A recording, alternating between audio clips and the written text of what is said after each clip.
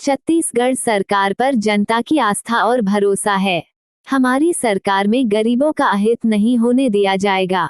Corona काल में केंद्र ने 20 लाख करोड़ रुपए के आर्थिक पैकेज की घोषणा की थी, लेकिन उसमें से छत्तीसगढ़ को 20 नया पैसा भी नहीं मिला।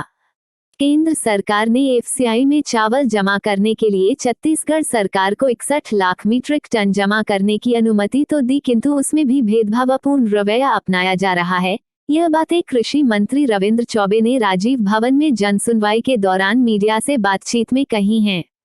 मंत्री रविंद्र चौबे ने कहा कि केंद्र सरकार ने इस साल 61 लाख मीट्रिक टन चावल एफसीआई में जमा करने की अनुमति दी है, लेकिन इसके पीछे भी एक बड़ी शर्त रख दी गई है, जिसकी वजह से राज्य सरकार के सामने मुश्किलें खड़ी हो गई हैं। केंद्र का कहना है कि वह छत्तीसगढ़ सरकार से केवल अरवा चावल ही लेगी, उसना नहीं, जबकि छत्तीसगढ़ से दोनों चावल को मिलाकर ही केंद्र को दिया जाता था। केंद्र की इस अनुमति से उपजी समस्याओं के समाधान के लिए राज्य सरकार लगातार केंद्र को पत्र भी लिख रही है।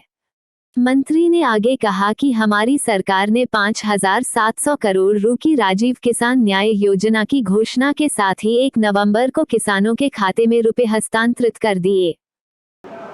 छत्तीसगढ़ सरकार के ऊपर यहाँ की जनता का आस्था और भरोसा जिस तरीके से है, आदरणीय मुख्यमंत्री जी ने निर्देश दिए हैं कि मंत्रीगण पहले भी जैसे राजीव भवन में बैठ करके सामान्य लोगों से, कांग्रेस के कार्यकर्ताओं से सबसे चर्चा करते थे। एप्लीकेशन जो भी आते थे उसका निदान का प्रयास किया जाता था। माननीय मुख्यमंत्री जी ने पुनः निर्देश दिए कि ये चूँकि कोरोना काल में बंद हो गया था, हालांकि छत्तीसगढ़ एकमात्र ऐसा राज्य है कि जहाँ कोरोना काल में भी हमारी सरकार की अन्य गतिविधियां संचालित थी। पूरे देश में व्यापारिक गतिविधियां ठप थीं, व्यावसायिक गतिविधियां ठप थीं, औद्योगिक गतिविधियां ठप थीं। कोरोना काल का असर तो केंद्र सरकार को कितना पड़ा आप लोग समझ सकते हैं। परम सम्माननीय प्रधानमंत्री जी ने 20 लाख करोड़ के पैकेज की घोषणा किए और कोरोना के कारण आज तक वो पैकेज का 20 नया पैसा आम लोगों तक नहीं पहुंच पाया है। तो कोरोना का असर केंद्र सरकार पे भी कितना पड़ता है आप समझ सकते हैं। लेकिन ये छत्तीसगढ़ सरकार है जो कोरोना काल में भी हमारी सारी गतिविधियां संचालित रहीं। हमारे यहाँ जीएसटी का कलेक्शन भी बढ़ा और जो सबसे प्रमुख छत्तीसगढ़ का बेस लाइन डेवलपमेंट का हम लोग मानते हैं, कृषि का क्षेत्र, एग्रीकल्चर सेक्टर, उसमें किसानों को जितनी भी मदद की बातें कही गई थी, एक दिन भी, फिर से कह रहा हूँ, एक दिन भी उसमें विलंब नहीं किया गया। हमने 5,700 करोड़ रुपए की राजीव किसान न्याय योजना की घोषणा की थी और तारीख तय था कि राजीव जी की शहादत दिवस पे, राजीव जी के जन्मदिवस पे, राज्योत्सव, राज्य गठन के 1 नवंबर को और आखिरी वित्तीय वर्ष पे।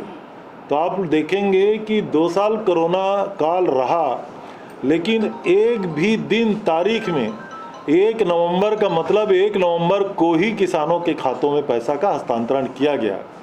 उसी तरीके से आदरणीय मुख्यमंत्री जी ने गोधन न्याय योजना के बारे में निर्देश किए हैं कि हर 15वें दिन गोपालकों के खातों में राशि का हस्तांतरण किया जाएगा और पूरा 1 साल इस योजना को हो गया।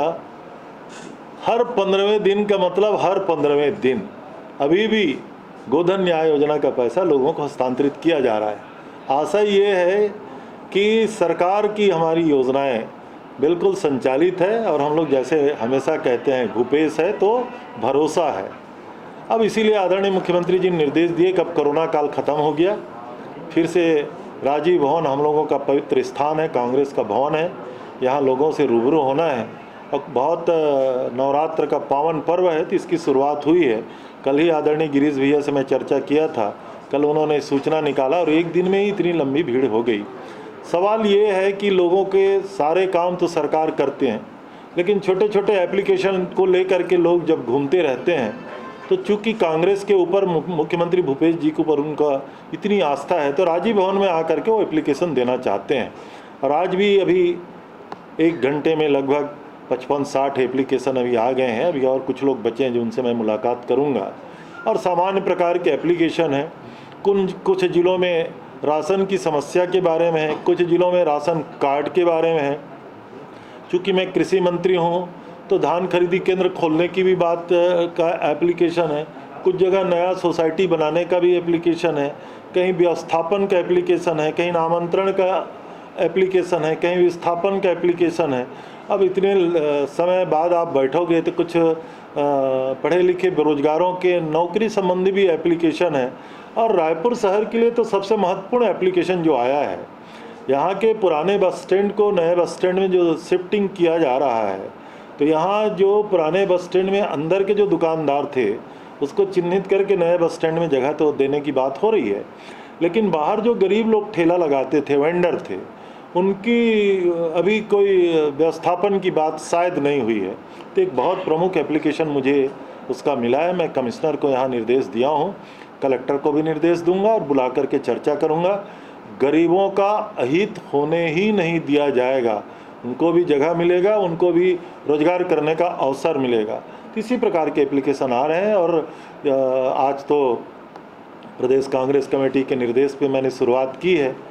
रोस्टर बनाएंगे प्रदेश कांग्रेस कमेटी और सभी मंत्री क्रमशः आकर के राजीव भवन में आम लोगों की समस्याओं को सुनेंगे। लेटेस्ट न्यूज के लिए सब्सक्राइब करें और बेल आइकन पर क्लिक करें।